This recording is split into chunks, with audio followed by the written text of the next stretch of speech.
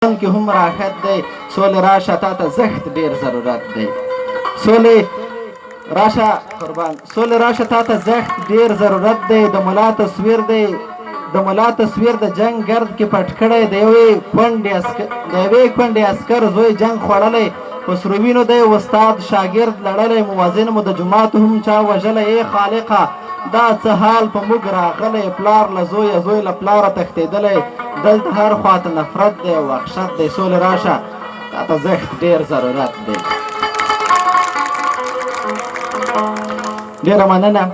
سولې راشه تا ته زښت ډېر ضرورت دی. څڼور بې څڼو یو ځای کړه اتڼ ته، څڼور بې څڼو یو ځای کړه اتڼ ته، چې له جنګه ورک مارغان راشي ګلبڼ ته. یو کلګری مو خطیب کړه او ملا کړه، یو کلګری مو خطیب کړه او ملا کړه. یو غټګری څڼور مین پچا کړه،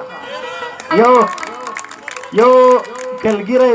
سولې راشه تا ته زښت ډېر ضرورت دی. څڼور بې څڼو یو ځای کړه اتڼ ته، چې له جنګه ورک مارغان راشي ګلبن ته. یو کلګری مو خطیب کړه او ملا کړه. یو غټګری څڼور مین پچا کړه.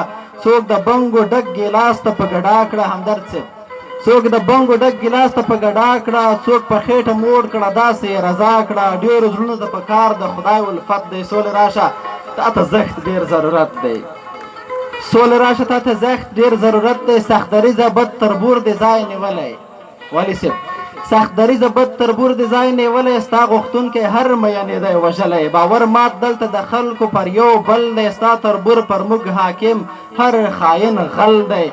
دې تربور دې په پردیو ارغمل کړو، لکه ورونه داسې خلک یې بدل کړو. عام موله سخته په رنځ د جهالت دی. سولې راشه تا ته زښت ډېر ضرورت دی. سولې راشه تا ته زښت ډېر ضرورت دی. ستا په اړه د خبرو کول ژوند دی. خبر شویو نږدې وخت کې وربند دی. نورزی صاحب، ستا په اړه د خبرو کول ژوند دی. خبر شویو نږدې وخت کې وربند دی. چې ترمنځ مو خپلمنځي کیسې پیلېږي. معلومیږي ټوپک ګونګ ژبه چلیږي. ستا په اړه د خبرو کول ژوند دی. خبر شویو نږدې وخت کې وربند دی. چې ترمنځ مو خپلمنځي کیسې پیلېږي. معلومیږي ټوپک ګونګ ژبه چلیږي. هیلې ډېرې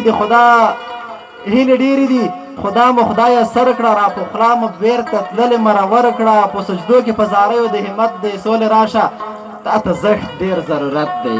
سولې راشه تا ته زښت ډېر ضرورت دی. د هېواد په لویشت خاوره اور بلیږي. په ویالو کې د انسان وینه بهیږي. د انسان له اندامو کباب جوړیږي. تور بویناک بدرنګ لوګی پر ښار تاویږي. خو په څو به یو ورور د بل ورور په وینو پای. څو به دغه بدرنګ جنگ په مخ کې بیایي. وارخطا دي خلک وایي چې قیامت دی. سولې راشه افضلي صاحب تا ته سخت ډېر ضرورت دی. نړۍ مننه. کورم آباد. د دوی پر ویاړ زما چک چک دوی ته وکوئ. یو دوه وارې وکوئ. نړۍ مننه.